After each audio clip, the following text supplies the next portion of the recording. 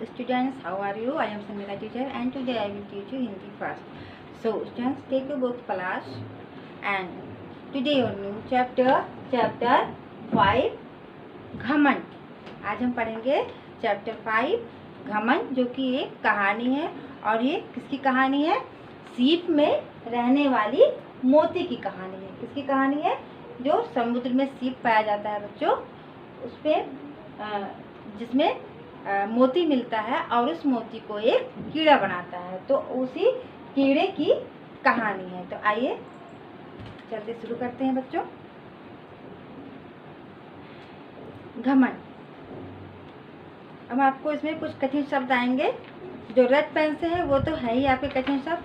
बाकी जो कठिन शब्द आएंगे हम आपको बीच बीच में बताते चलेंगे. आप लोग पेंसिल लेके बैठिएगा और वहाँ पे अंडरलाइन करते रहिएगा. चलिए स्टार्ट करते हैं बच्चों. कहानी इस प्रकार है. चमकदार और कीमती सफ़ेद रंग का मोती तो आपने बहुत देखा ही होगा. असली और सच्चे मोती की कीमत हजारों तक पहुंचती है. कह रहे हैं कि कीमती और सफ़ेद मोती आपने देखा होगा, है ना. होती है ना मोती जो चमकती रहती है, ख़राब नहीं होती है. तो ये जो और इसकी कीमत कितनी होती है? हजारों में होती है. यह मोती सीप से निकलता है. किसमें से निकलता है? जो सीप बना हुआ समुद्र में पाया जाता है बच्चों, उस सीप में निकलता है. सीप समुद्र में होती है. सीप में रहने वाला कीड़ा या कीमती मोती बनाता है. और आपको जान के आश्चर्य होगा बच्चों, जो ये मोती होता है वो कौन बनाता है? ये छोटा सा कीड़ा बनाता है जो सीप में ही रहता है और वो मोती का निर्माण करता रहता है. यह कहानी वास्तव में उसी सीप में रहने वाले कीड़े की है. इस कीड़े को खुद पर बड़ा घमंड था. वह समझता था कि उससे ज़्यादा काम का कीड़ा संसार में कोई दूसरा नहीं है. रेशम का कीड़ा भी बड़े से बड़े काम होता है, मगर रेशम मोती जैसा कीमती होता नहीं. इसीलिए सीप वाले कीड़े को अपने आप पर बड़ा नाज था. नाज मतलब अपने ऊपर बहुत गर्व था और बहुत घमंड था कि हम ही केवल जो मोती इतनी महंगी आती हम ही इसका निर्माण करते हैं और सारे कीड़े बेकार हैं. हमेशा उसे इसी बात का घमंड रहता था. एक दिन की बात है कि समुद्र में जबरदस्त ज्वार भाटा आया. ज्वार भाटा जानते हैं बच्चों? यानी कि लहरों का उछलना. जब लहरें आपस में टकराने लगती हैं, तेज तेज से हवाएं चलती है, तो उसी को ज्वार भाटा कहते हैं. लहरों में हलचल मच गई. सीप वाला कीड़ा अपनी चमकीली और रंग बिरंगी सीप में अंदर बंद रहकर समुद्र की गहराई में रहना पसंद करता था. जो सीप है बच्चों, ये समुद्र के हमेशा अंदर रहता है, ठीक है, और उसी में रहना वो पसंद करता था. लेकिन एक दिन क्या हुआ? ज्वार भाटा आया और वो पानी के ऊपर आ गया. लेकिन बच्चों ये इतना घमंडी कीड़ा था जो सीप में रहता था कि इसे पानी के ऊपर आना अपना अपमान समझता था. मगर ज्वार भाटे की जबरदस्ती सतह की तरफ उछाल दिया.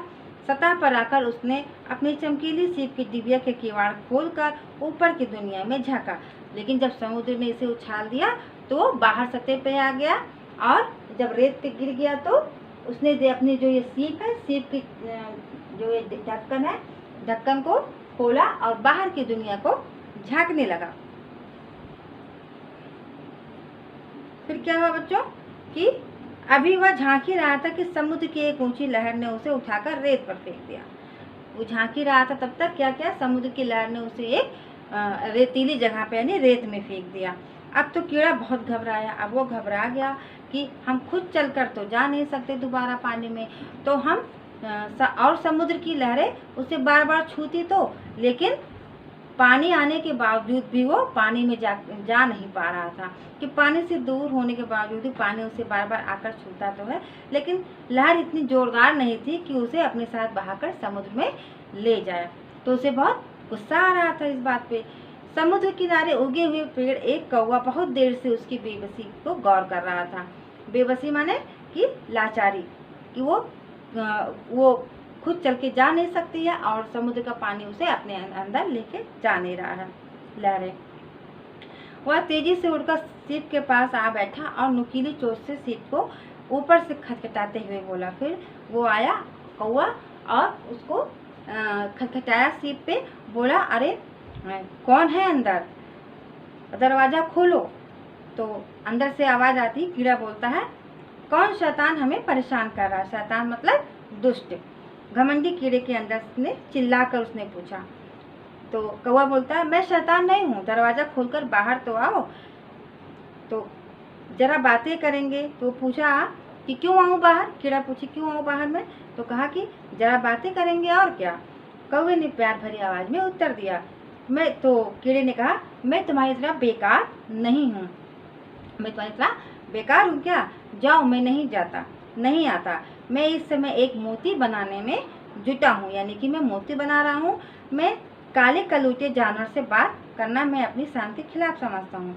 उसने कौवे को कहा, क्योंकि कौवा काला होता है, तो उसने कहा मैं काले कलूटे जानवर से बात करना अपना अपमान समझता हूँ, अपने शान के खिलाफ ही, मेरे शान के खिलाफ है ये। कीड़े के गर्व भरी आवाज में उत्तर दिया। ये सब किसने कहा था, कीड़े ने कहा। तो कौवा बोलता है ओहो यह नखरे हैं।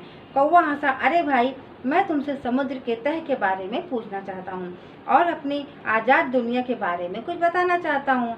तो कीड़ा कहती है क्यों, इसलिए कि मुझे साइंस में दिलचस्पी है। कौवा बोलता है यूनिवर्सिटी के छत पर मेरा घोंसला है, क्योंकि मैं साइंस के प्रोफेसर का लेक्चर सुनता रहता हूँ, इसीलिए मुझे साइंस अच्छी लगती है।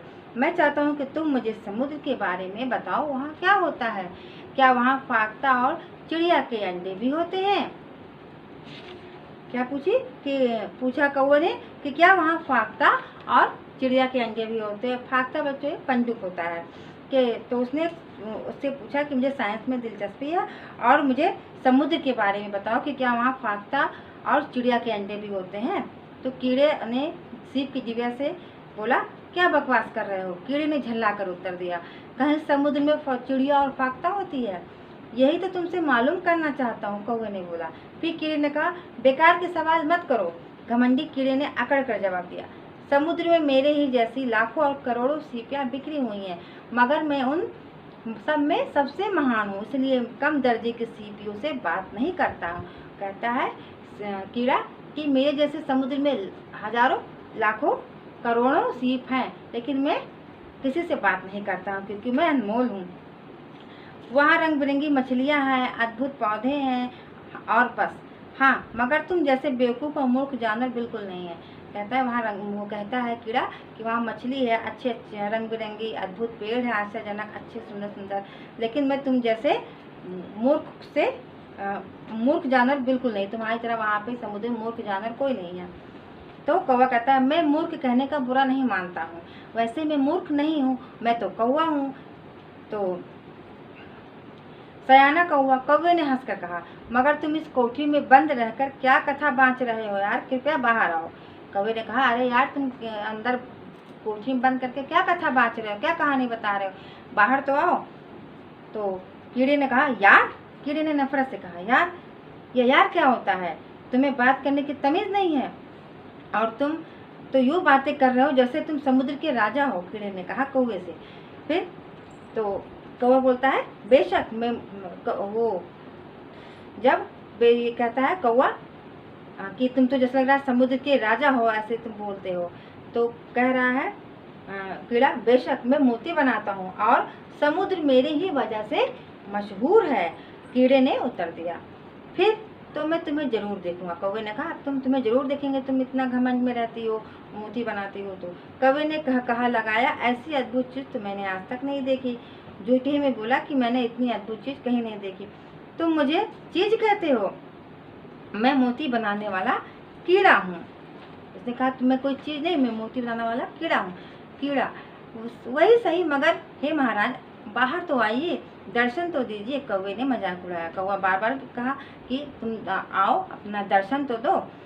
नहीं दरवाज़ा नहीं खुल सकता, मैं मोती बनाने में जुटा हूँ। कीड़े ने कहा मैं दरवाज़ा नहीं खोलूँगी, मैं मोती बना रही हूँ। मोती फिर बना लेना, दरवाज़ा तो खोलो। मैं मामूली सा गरीब कौवा तुम जैसे कीमती मोती बनाने वाले बड़े कीड़े को देखना चाहता हूँ। कौवे ने कहा कि मैं तो मामूली गरीब हूँ, लेकिन तुम इतनी कीमती हो तो तुम्हें देखना चाहता हूँ। मैं मोती भी देखूंगा, मैंने आज तक मोती भी नहीं देखा है। एक बार कह दिया दरवाज़ा नहीं खुल सकता, अगर तुम खुद को सयाना समझते हो तो दरवाज़ा खुद ही खोल लो।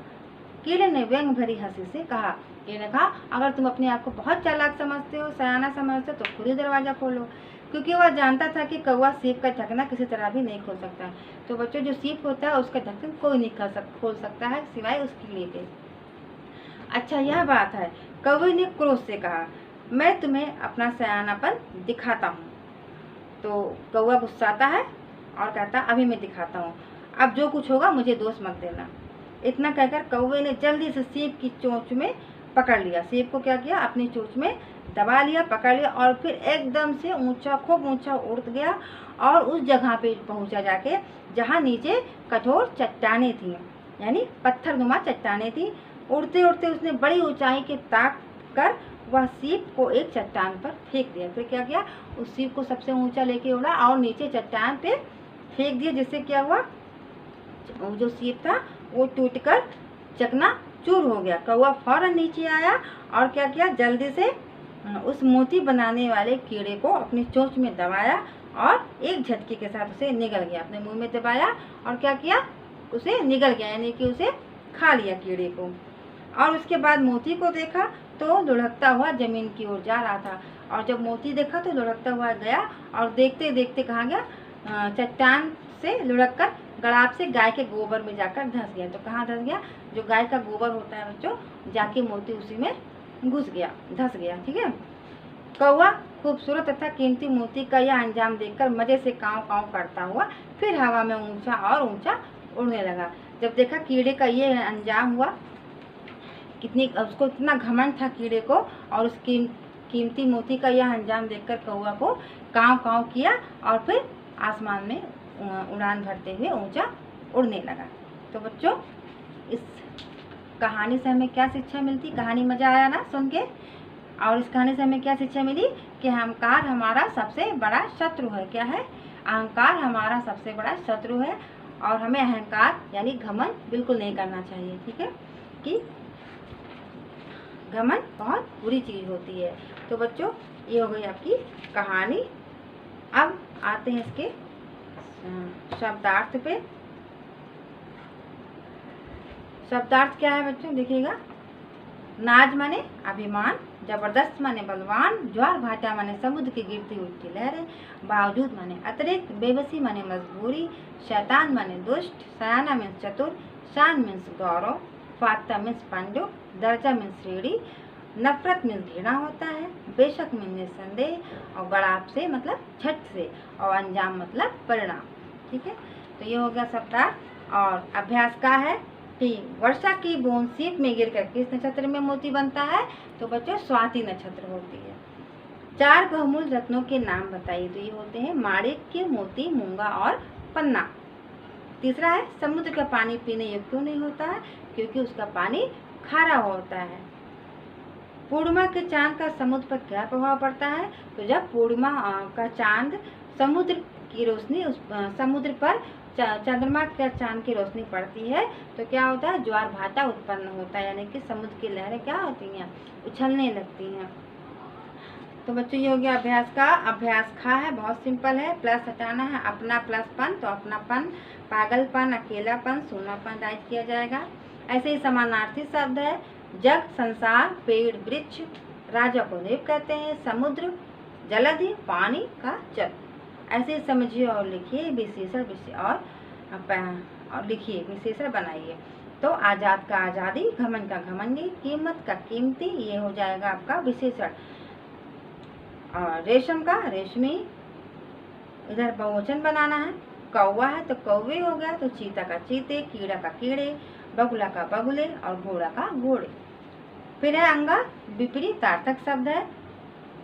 जैसे आलसी का कार्यरत, राजा का रंग, गरीब का अमीर, आजाद का गुलाम, और मूर्ख का चतुर होगा। फिर चाहे प्रश्न के उत्तर, तो उसे हम आपको PDF में सेंड कर देंगे। तो आज के लिए बच्चों इतना ही। इसी के साथ आपका सिलेबस ओवर होता है, सिलेबस यहीं पे ख़त्म होता है। अब आपके क्लास रिवीजन क्लास चलेगी आपके नेक्स्ट वीडियो में, और जो भी PDF भेजा गया उसे आप अपने कॉपी में राइट करते रहिएगा, बुक फिल करते रहिएगा, और आपके एग्ज़ाम आने वाले हैं तो उसकी प्रिपरेशन अच्छे से करते रहिएगा। तो बच्चों, आज के लिए इतना ही। अब आप नोट करिए आज का होमवर्क। तो बच्चों आज आपका होमवर्क है पाठ 5 शब्द अर्थ याद करिए। ठीक है, पाठ 5 घमंड है और घमंड का शब्द अर्थ आपकी बुक में राइट है, उसको देख के आप उसको याद कर लीजिएगा। तो बच्चों आज के लिए इतना ही, मिलते हैं नेक्स्ट वीडियो में, तब तक के लिए हैव ए नाइस डे।